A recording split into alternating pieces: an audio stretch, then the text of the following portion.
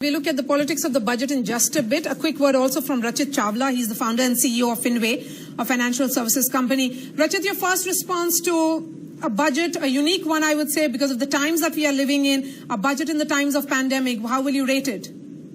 So see, Nirmala Sitharaman ji has always been saying out loud that it's going to be a historic budget and, people should look forward to it. And that was the case actually what we saw today. A big thumbs up coming in from the stock market as well. Sensex is 1400 points, which means to some extent the government has got this absolutely spot on.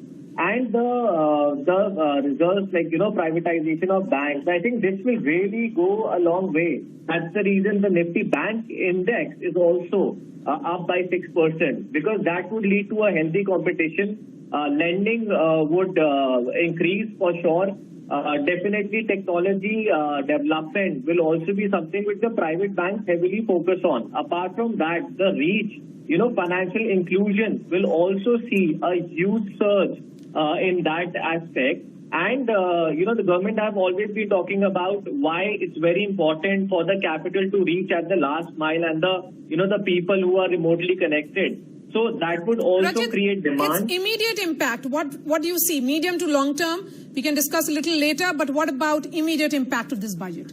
So immediately, I think the liquidity aspect and the psychology of the banks would definitely increase. They would sort of increase their lending, which will create more liquidity, which will create more demand. More demand means the GDP will start to improve instantly, and that will help, getting the liquidity and demand in the hand of the consumers immediately. Okay, what about the numbers? Rachit, one question that India often faces is about the credibility of its data. Has the finance minister managed to restore that faith in the credibility of the statistics that are put out by the government? See, we need to understand that the government is actually going through the worst economic scenario possible. This pandemic has really hit everybody very hard. But we need to appreciate that the government is trying to put the best data it could in front of the consumers. GST data, 1.21 lakh crores is very optimistic, and it's good for the country. Now, having said that, even the capital expenditure to some extent is a move in the right track. However, the government, I don't think so it would be wise to, criticize the government, because this is as I said, it's the worst environment for any government to function. And the government, I feel, is doing whatever best possible it could, but the government could have done more for the children, I would say, who have missed out on education, and they could have done more for the salaried also. And data credibility is something that the government should use all possible tools to ensure that the public is in line and in sync with the data, and the sources become more credible, so that the consumer also reacts in the same sync with the government. Rachit, look at how the market is reacting. It's certainly, I'm not too sure when was the last time we saw this. Immediately after the budget.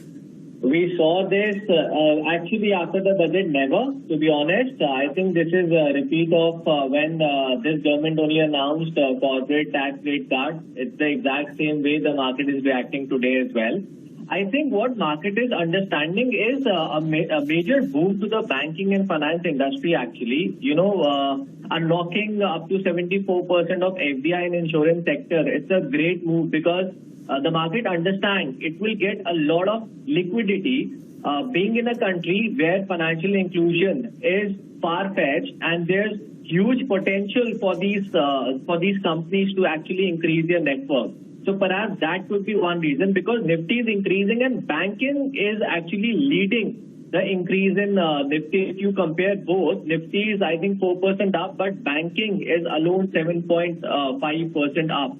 Moreover, there's a huge relaxation in terms of SARFAESI Act, which is again a boom for the banking industry, because they have been kind of stressed in terms of recovery. And when this gets triggered, up to 20 lakh rupees of bad assets can also get covered into SARFAESI. So that's the reason the market is taking it in a very optimistic manner, and they know that certainly this industry will get improved greatly after these gets executed. Rachit, privatization of two PSUs and GIC is certainly a big news that is coming in, and privatization has been something that the reformers have been asking for, that there are need for reforms here. But look at it in the context that these reforms, some of it have been announced in the first few months of the pandemic as well. Finance Minister Nirmala Sitharaman, when she made those 5 announcements during a period of 5 weeks, she had included this aspect too. So what exactly has changed from that? So, see, pandemic got hit is very unfortunate. Otherwise, we could have seen some executions, and because government was in middle of so much turbulence, nothing could actually really happen. Now, I think what we are seeing is a reaction that pandemic is almost over. That is what everybody is realizing. And since we are hearing such positive feedbacks about Indian vaccine being so effective, that people are thinking now the implementation will start.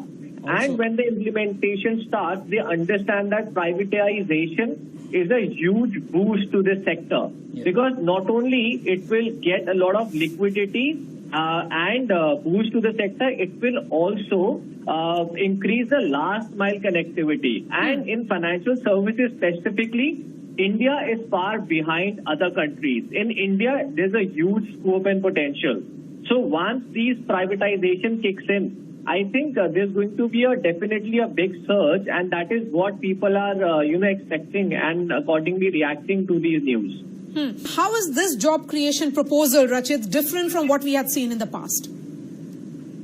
I think this time the government has actually planned in terms of execution at the ground level, because what we have seen in the past, the government does something at a macro level, but there are different challenges being faced at the ground level. But this time, since the government has planned everything in so much detail that, it seems as if the execution is also going to be easy. And believe you me, India being a young nation, employment is something which is the key for revival, because the more employment government is able to generate, the more liquidity the government will be able to provide in the hand of the consumers, and that will actually, get aligned with a lot of government's plans, like maybe the $5 trillion economy of 2024, or maybe it is to do with Startup India. I mean, all the policies of the government will get boost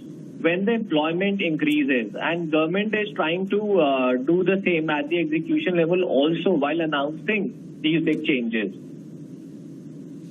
All right, I will ask all the panelists to hold on to your thoughts. Finance Minister Nirmala Sitharaman will be speaking